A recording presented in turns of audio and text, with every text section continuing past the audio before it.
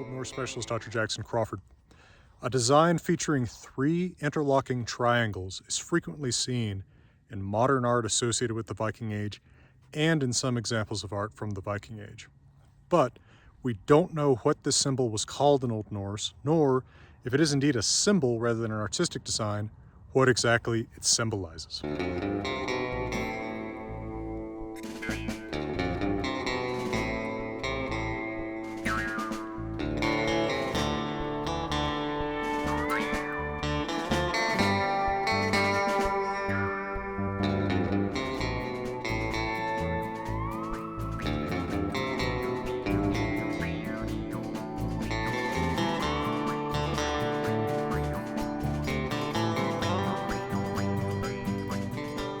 The name that you'll often see for this design in modern works, whether on the internet or in popular printed books, is Old Norse Valknútr.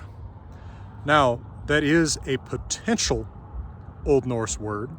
Val means dead bodies on the battlefield. It's the same word that you see in Valkyria, chooser of the dead bodies on the battlefield, or Valhall, the hall of the men killed in battle. And knútr means knot, K-N-O-T. So we have a design that's kind of forming a knot of sorts. But that word itself does not actually exist in any attested form in Old Norse. We do not know what this design was called.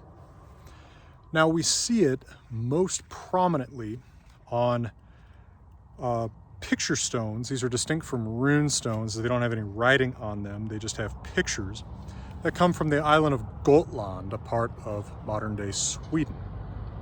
These designs are found on, for example, the picture stone Stora Hamash #1 from Gotland. This shows one pointed down and to the left above what looks like a scene of a man sacrificing another man with a spear.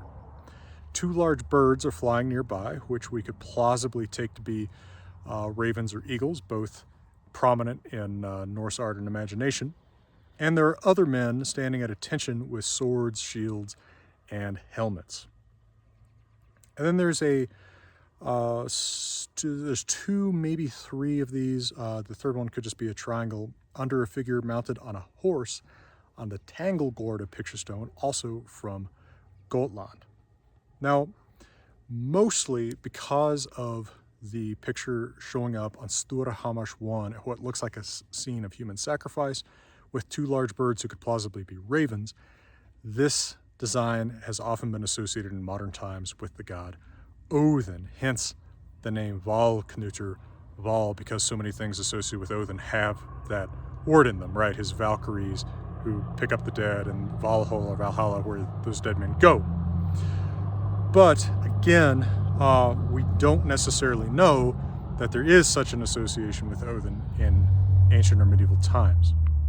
I come right back here after just a quick moment and talk a little bit about what might be the name in ancient or medieval times and why this doesn't necessarily have to be a quote-unquote symbol rather than just a design.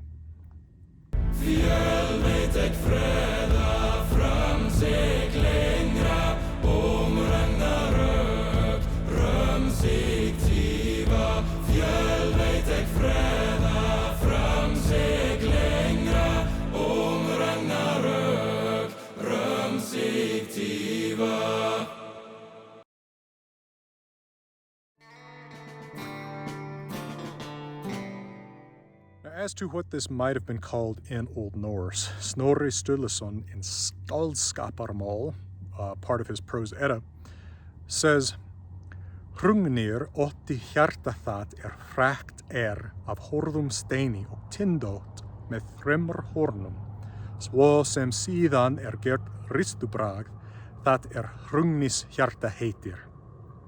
So Hrungnir had a heart.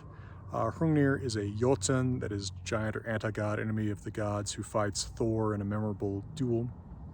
He had a heart, which is famous, of hard stone and spiked with 3 corners, like what is later made as the carven design called Hrungnis hjarta, Hrungnir's heart.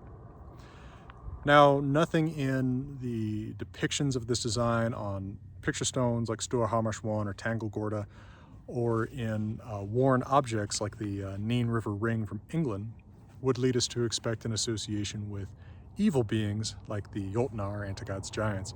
But it's possible that this is the design that he's talking about there, or he could be talking about, you know, a triangle or some other design that we're not quite sure about. By the way, I should have mentioned that River Nene ring from England. It's a gold ring produced in the 700s or 800s. I think probably in England rather than in Scandinavia, although it could go maybe either way. You'd have to ask an archaeologist about that. But it's just a ring, looks very much like something you would expect someone into Viking stuff to wear today. It's just the design, I mean, this isn't it, but like this size, right, with that design on it rather than my Zia, which I'm going to come back to here, or I'll just come back to right now. Just because a symbol, design, motif appears in art a lot doesn't mean that it necessarily has symbolic import. It might, or it might for some people, but it won't necessarily have that sort of universal signification in a culture. A good example of that is the Zia, right? I like this design. I like Southwestern stuff. I like you know, Navajo and Hopi work in silver. When I wear it, I don't mean any kind of symbolic statement, right? This doesn't say some value or something like that about me. It says maybe I like the Southwest.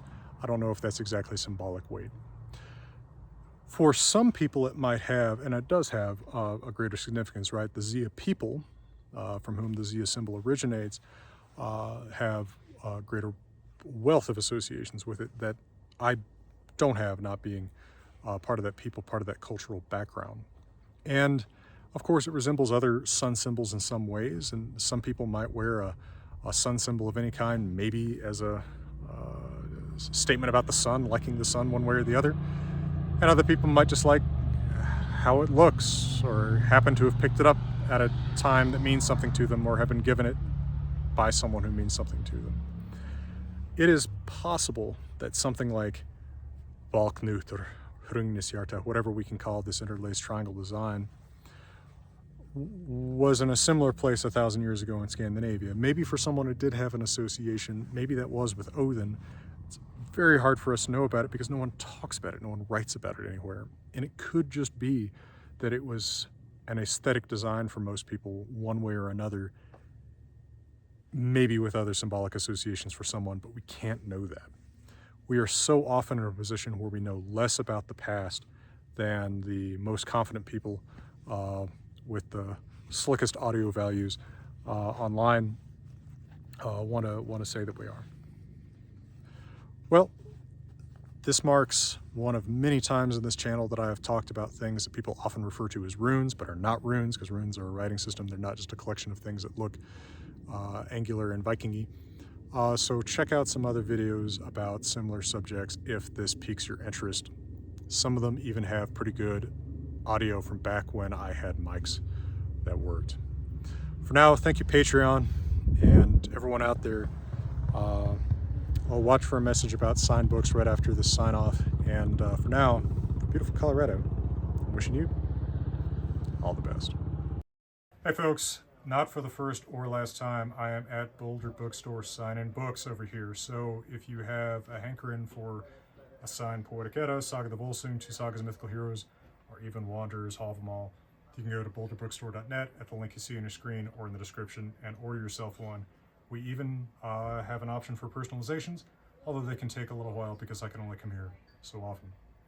Well, reach out to Boulder Bookstore if you're interested in one, and for now, all the best.